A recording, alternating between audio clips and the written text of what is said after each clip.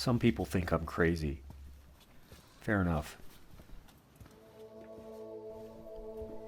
My name is Paul Salopek. I'm a biologist by training, a foreign correspondent through long experience, and a National Geographic writer and explorer. I am walking continuously without breaks from Africa all the way to the tip of South America, a place called Tierra del Fuego.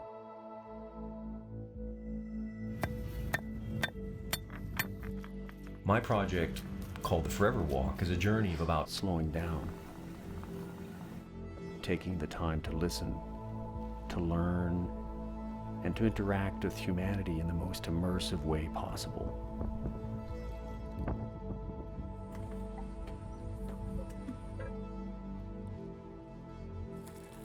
People are my destination.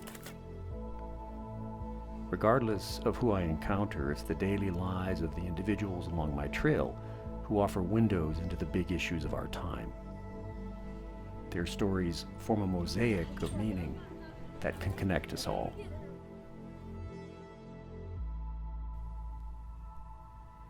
Now, my journey has taken me and my local walking partners deep into China.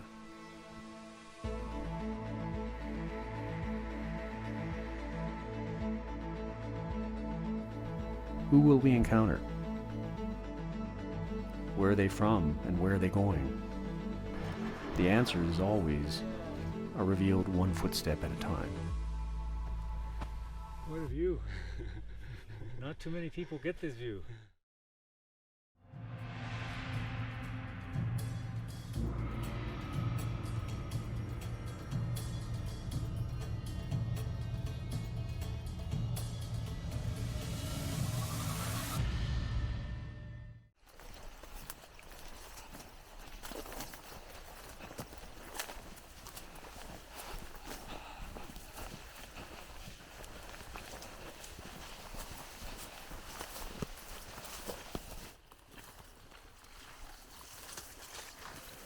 Sometimes people ask me if I ever get lonely. The truth is, this walk is probably the most social I've ever been in my life. Since setting foot in the Middle Kingdom, I've been following the Hu Line. It's an imaginary boundary that divides East and West China, and it'll steer me some 6,000 kilometers across 10 provinces. Now, it's brought me here to Lijiang in Yunnan Province, in China's southwest.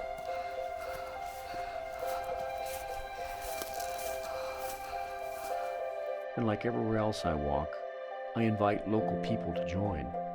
So far, I've had more than 50 walking partners across the world, companions who have turned into lifelong friends. The moon! Moon. Where? On the sky. Behind the tree? No, here. Look, look. Oh, yeah. That's beautiful. Okay. Marina Zhang is my first female walking partner in China. Good. Someone local who helps to navigate, interpret, but more importantly, who also contributes a crucial perspective of her own that enriches the journey.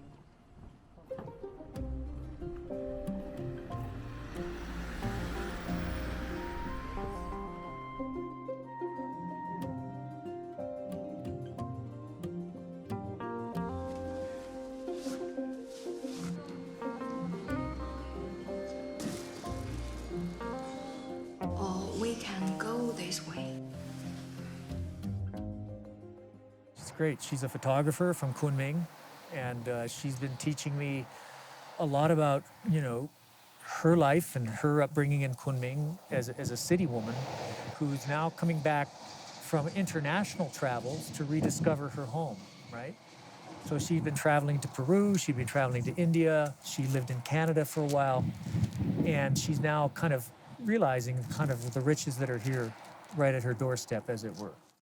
Marina's usually 752 meters to a kilometer ahead. She's very tough, she's very strong, and she's a very powerful walker. 因为我小时候最大的特长就是爱走路，经常被我的同学嫌弃，就是因为走得太快了。他们跟我逛街的时候，就好像他们一个人逛一样，因为我经常一下子就消失了。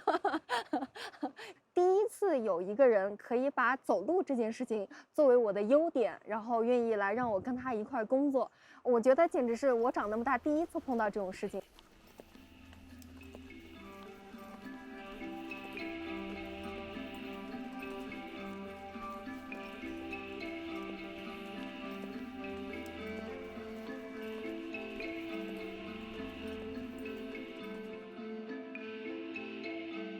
Of all the mountains in the area, the Jade Dragon Snow Range is a shining landmark.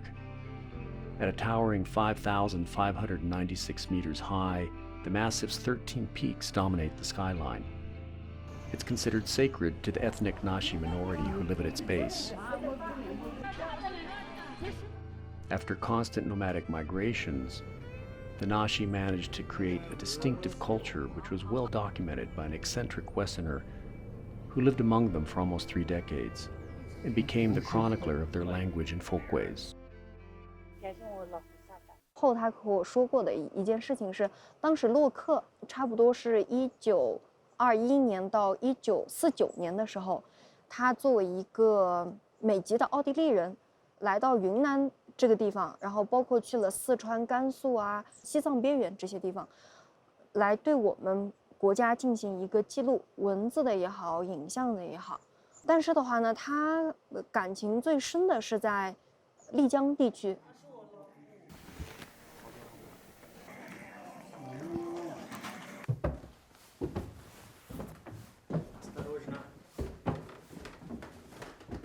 你看这张照片。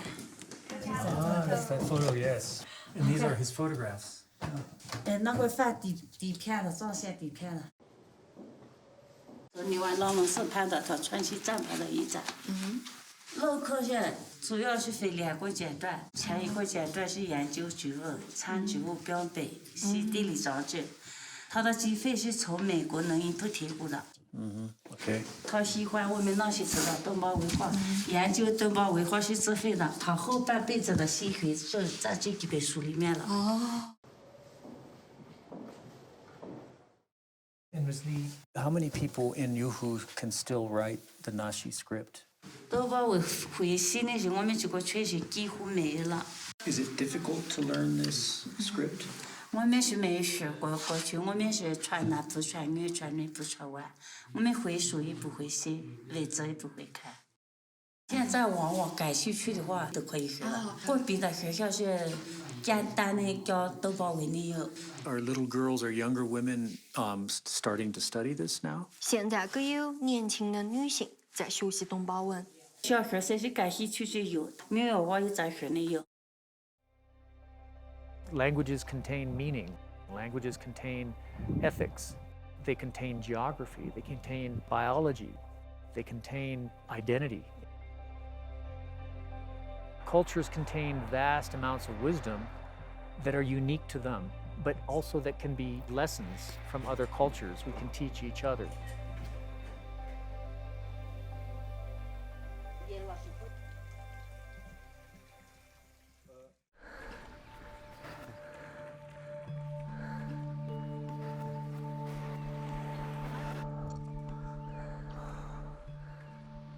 In a sense, my walk is a learning journey. The culture and history of a place and its people, the politics, economics, environment, and folklore, revelations from the personal to the global, all are only possible through encounters like these. 100,000 birds. Really? around there. Wow, A every year. Yeah.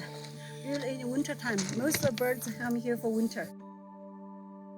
One of the emotional survival mechanisms that I think I've adapted as a kid who had to grow up in a different culture is to make relationships that, while brief, actually have a depth to them that is surprising.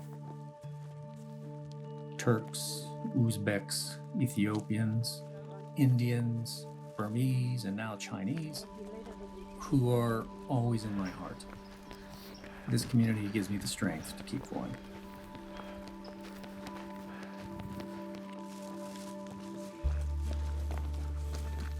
星球出来了，金星、土星、木星。They add their voices to the walk, and in this way, the walk becomes like a song. It changes from a solo into a chorus. How are you feeling? I'm feeling like top of the world, man. Yeah, with 20 kilos on my back. But, you know, it took me 9 years and 24,000 kilometers. Got to this stage. I'm not sure it's a wise investment of anybody's time. How hard is this road? It's not bad. It's not bad. It's a road. Try using an indigenous trail. Try using an Ashi trail. It's like Bai trail, Yes. E trail. And This is a road. This road is going dancing up the mountain.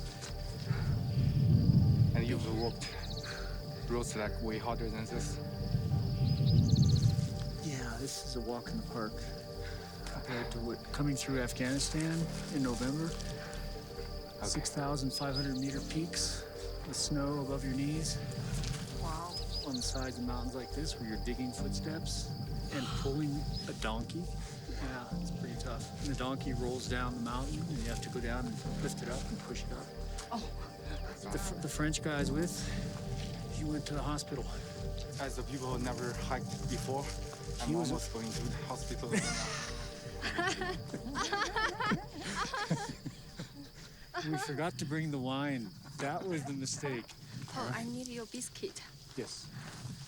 I've got something even more powerful, a Snickers bar. Oh. 3 of them. So. Oh, look at this. How much? How much are you gonna pay me, baby?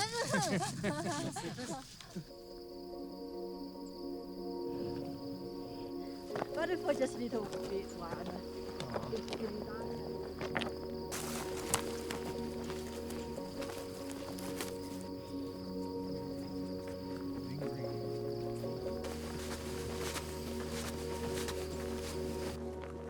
This project attracts a certain kind of people. They're diverse, but they share many, many of the same qualities, whether my Indian walking partners or even the Ethiopian nomads.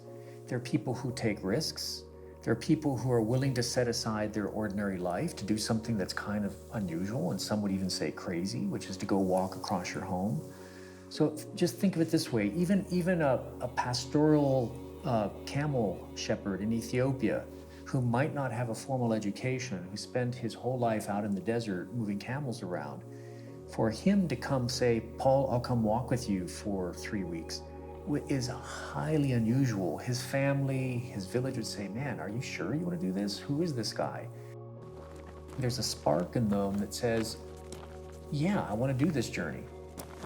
I think my Chinese walking partners are very much like the rest of the walking partners. They're very diverse, but unified by this kind of wanderlust and a little bit of risk-taking.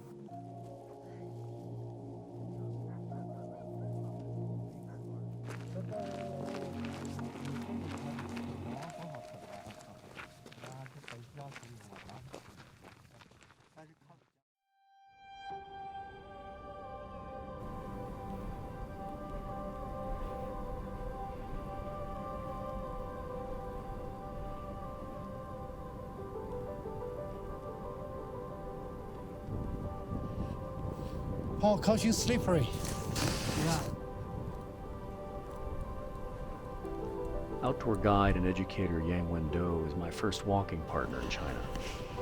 He left the walk in Dali, Yunnan because of a foot injury.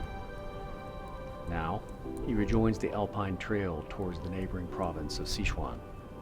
He's very thoughtful and also very unselfish. He always puts others before him. He's a very generous man.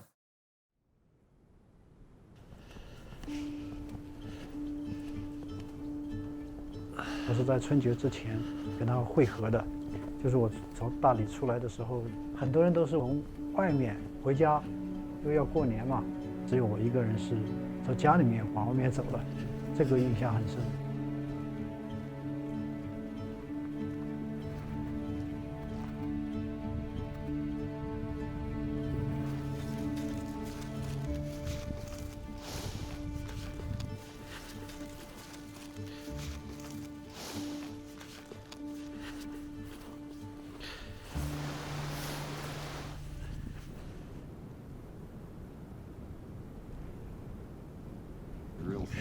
champagne of the mountains.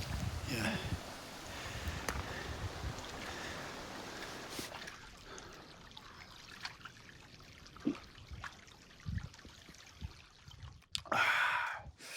This is water.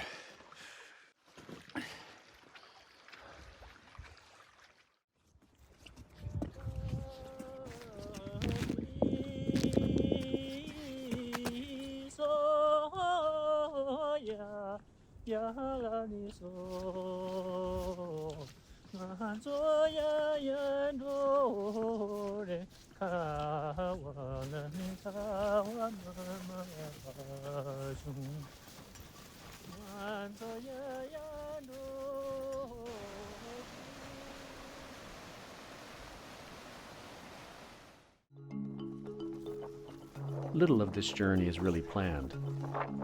From the weather to who we meet, where we eat, where we stay, certainly not this.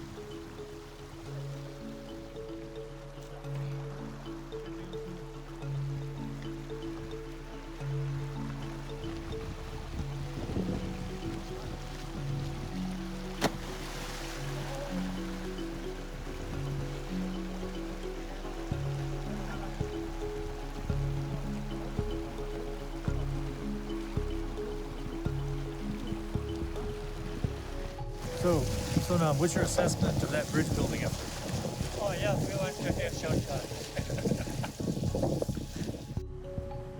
Here remember the corrals? These are the corrals. Unable to cross the river, we need to find another way forward. And as always, there's someone nearby who can show us. 你就走这儿上去有一条路的，这儿上去啊两上有条路坡的，这儿就走这个两上上去。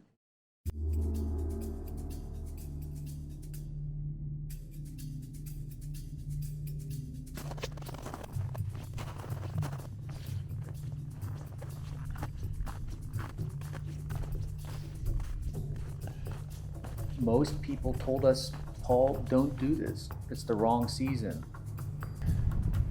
The sky couldn't be bluer, and the air couldn't be more pure. Even alpine climbers, mountaineers said, you know what, wait till spring, wait till April. But unfortunately, I don't have the luxury of waiting around too long, so I had to keep going. And it was remarkable. Two things, the natural beauty of moving through mountains in the winter. It was physically breathtaking and exciting to wake up every day to see what was coming next. The second thing is the incredible hospitality of the local people.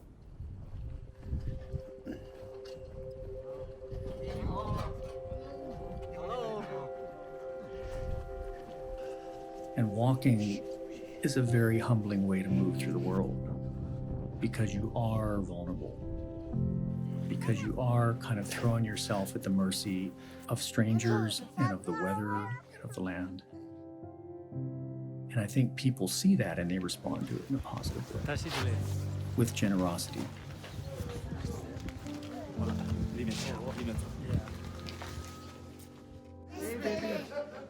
We didn't know anybody, as is often the case when we're walking into a new community.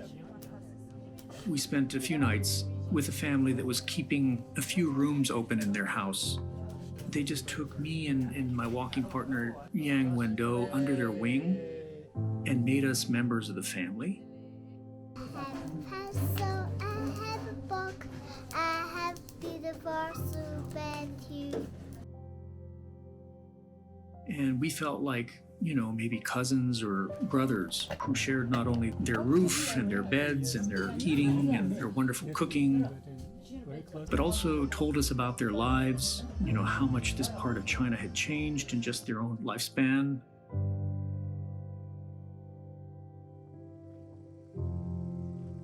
We 那边山地那边，我们铺子上只有18户，每家每户一个人有这，18个人。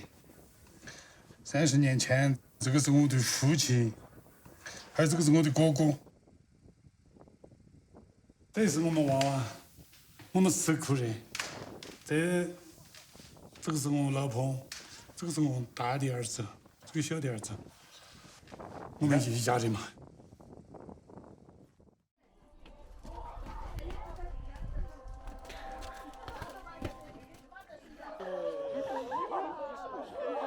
他要的是真实，他就是想体验一个真实的中国。我觉得作为我一个他的徒步伙伴来讲，我也就像一座桥梁一样，我希望能够把它和我们中国就是最真实的自然景观也好，历史人文也好，民俗也好，就是能够连起来，让他可以看到这种声音，而且通过它传递到全世界。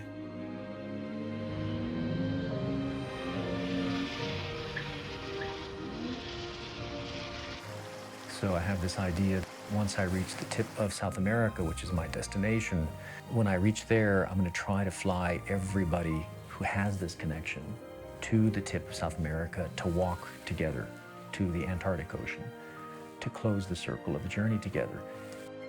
That sounds like it's coming back to kind of a poetic closing of the project, but it's more than that. It's a reaffirmation of our friendship and a lifelong bond.